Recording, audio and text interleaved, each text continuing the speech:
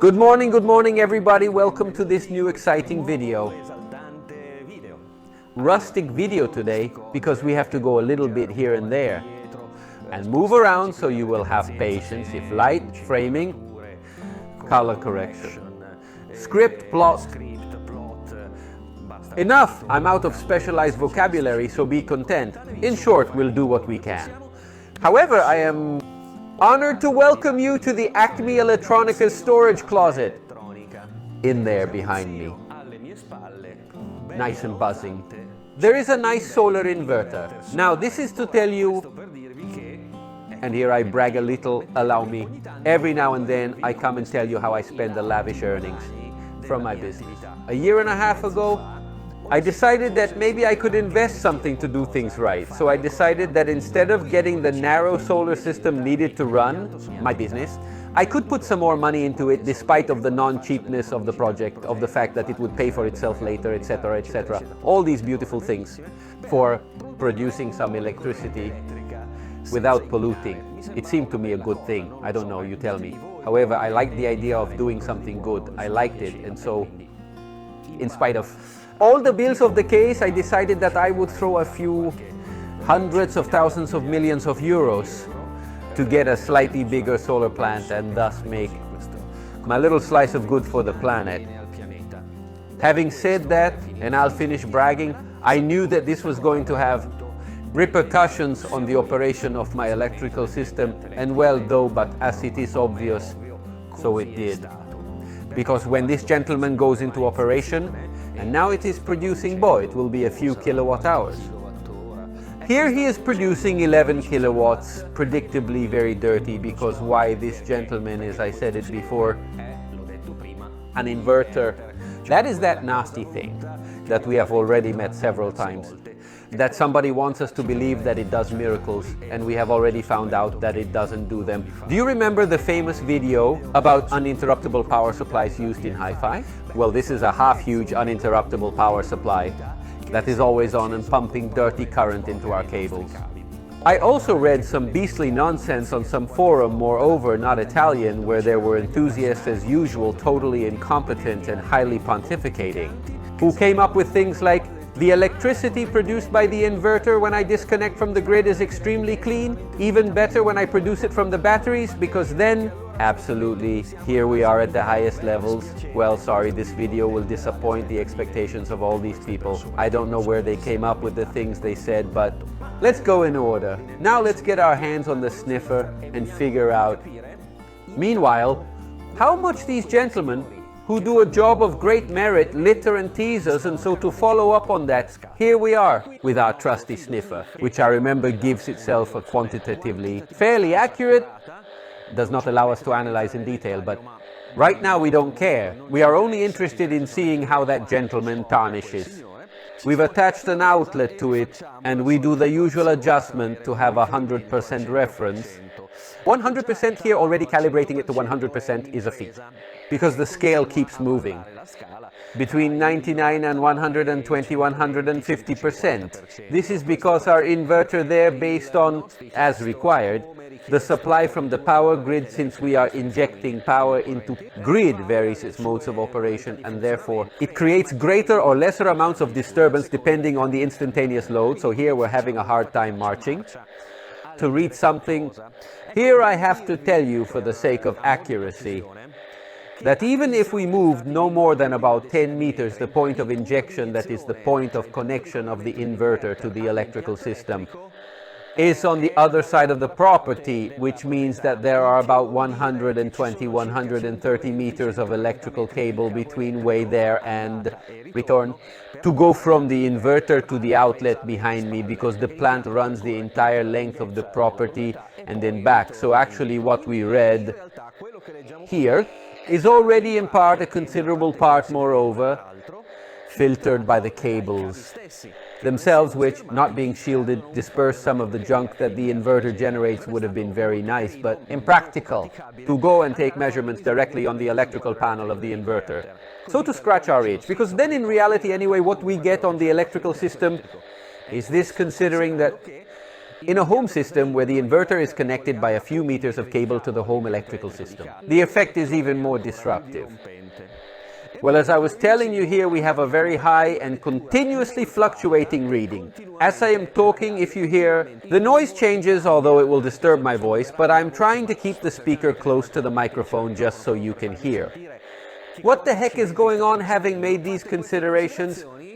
We can try disconnecting, just disconnect, isolate from the grid, the inverter, and see what happens. And after disconnecting a whole series of circuit breakers, having physically turned off the inverter, and having completely isolated the system from local production. So we are only going with the current coming from NL to make a long story short. The disturbance level has gone to a level that right now is varying around 60%.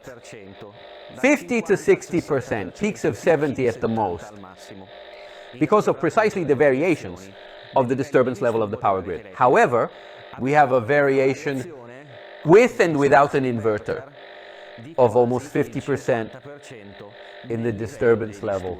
Now, if we were to look after the theory that should be an object that gives us a current that is extremely clean, practically perfect. The inverter that has been installed here is moreover a German-made inverter of a quality that is objectively very good, with good filtering, all up to standard, etc., etc. I repeat for the umpteenth time, the problem is not in the goodness of the device, but just in the way it works. This kind of approach to the production of electricity is an approach that has a whole range of advantages, because we can produce power from the sun. But in our little vegetable garden of tender audiophiles who want to hear music a little bit, well, creates a number of problems for us, and now we move again. And we're going to deflect a little bit with the help of some sketches of how this power generation system works and why it creates problems for us.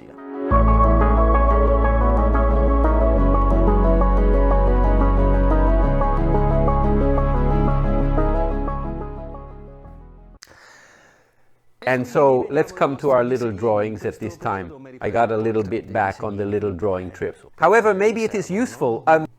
Drawing is worth 1,000 words. How our systems of solar generation work. We have the panels on the roof, we can have storage, batteries.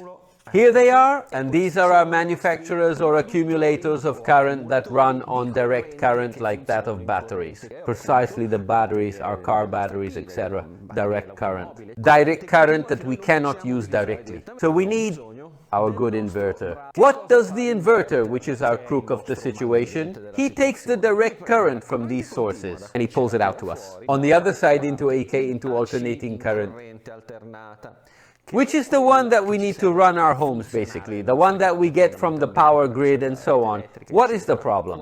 The problem is that as much as these sources of energy are free from disturbance, because they are batteries, they are direct current solar panels, yes, there will be variations, there will be inherent noise, but they are basically disconnected from the grid, so they don't generate noise themselves.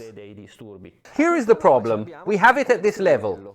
These inverters are the big version, more or less large version of the ones that we find in the famous uninterruptible power supplies that we have already demolished in the previous video, that if you want you can go and see. I'll leave you the link, maybe see if I remember. I will leave you the link in description here. I was saying the culprit of everything is the inverter. This gentleman, for obvious reasons of practicality of operation, because it can't be as big as a power plant, it's a switching system, they are usually a so basically high power switching circuits, what we saw below you do, 20 kilowatts that take our direct current, and with big MOSFETs like that, or GBTs or whatever you want anyway, the power transistors that work again in a switching, so full on full off for efficiency issues, in this case of converting direct current to alternating current, they create what looks like, to a sine wave I say what it looks like, because as much as by now the shape of the sine wave from these objects is all in all accurate enough in terms of distortion, in terms of the very cleanliness of the waveform as usual, they get in the way. The spurious frequencies that these gentlemen irretrievably throw out, spurious frequencies, which are those precisely caused by their switching operation, i.e. this type of operation. The power stages of these things are always working between two stages, all open and all closed off here. That is, they work like switches in English. It's called a switch. That's why they are called switching, because power devices are always either all open or all closed. This causes them to dissipate very little heat, throw away very little power to operate even at high power. But unfortunately, the spurious generated by this type of operation go to tease us. For all our business, I don't context absolutely anything about the operation. They are great, useful, fantastic machines, but we four scattered cats who need a good power supply to run our devices. We take it, as they say, in the vest. Because when these gentlemen work, we have seen what happens. The output noise level is extremely high, and the output noise level is just caused by this kind of operation. We can't do without it. These systems work that way, just as uninterruptible power supplies were no good for locally powering our systems. So unfortunately to us, these systems are not good for operating our plants. So even if we didn't have the input from the power grid, which leads us to spurious anyway, these gentlemen, even if they were operating disconnected from the rest of the world and anyway from sources, clean sources of energy, clean in the very sense of disturbances, I repeat, not clean because they do not pollute. These things would still ruin the omelette for us, because there is no way to make them run any cleaner. So what is the solution? Well, it's certainly not to eliminate the inverter, the solar system, or to throw everything to the goats, because unlike of the uninterruptible power supply that are pretty lousy, they're just shacks. These things are robust enough to drive complex loads and then put here the outlet of the current and our plant. How do we draw the system? With a big loudspeaker. Here it is. I was saying put between the outlet and our plant a mains filter done right, mind you, thank goodness, can largely solve the problem for us. Here, what kind of filter do we need to solve it? Well, as usual, you know, our videos are sponsored because I do this work, and so I talk about my own stuff. Consequently, I'm going to look at the range of conditioners and filters. Gigawatt, little is always better than nothing, in the sense that if you are in a situation of a plant with rooftop solar, or in the condition of having your neighbor with solar on the roof, a gigawatt power strip already cleans up a good portion of these disturbances, so much so that the sniffer goes to zero anyway. The fact that the sniffer goes to zero still tells you that at least the high frequency noise has been filtered out. Do you remember, however, the behavior of our instrument when we used before? No? That is, there were big variations in terms of the amount of disturbance depending on the operating conditions. We could see the level continuing to vary, but by a lot, by almost 50% in the peaks, if you are in possession of a solar of your own, so you have it connected close by. And it's maybe a quite powerful thing, and maybe there are batteries in the way, well then I would recommend to switch to a grid conditioner that is to start evaluating from a power prime that is on offer, because at the level of filtration they are much more complete, they are much more effective. You have a DC blocker that still shields you from the problems related to presence of direct current, which in this type of system can occur especially when the inverter changes operating regime transiently. And then you have the buffer cells that still allow you to present to your upstream power system a better load than the direct connection. Here too, I refer you to the video where I showed you with the oscilloscope and current probe what was happening using a buffer cell conditioner. Here is the thing about presenting your inverter with a better load. Causes it can work a little bit better by generating a little bit less noise, so the mutual influence between this gentleman and your system decreases further. That is why I would recommend from the power prime upwards, however, I repeat, rather than nothing is better, rather. Even a power strip gets you out of the way at least. The nasty interferences generated by the switching frequency. I hope I have explained why powering your system with such a system is not the best gimmick in the world indeed, in spite of the fact that someone has gotten it into his head that when in the evening your system operates using batteries, making it the ideal solution. I hope you found this information valuable. I encourage you to help spread the word by sharing the video, giving it a like and subscribing, etc., etc. Don't miss the next videos, surely interesting and useful like this one. See you the next video.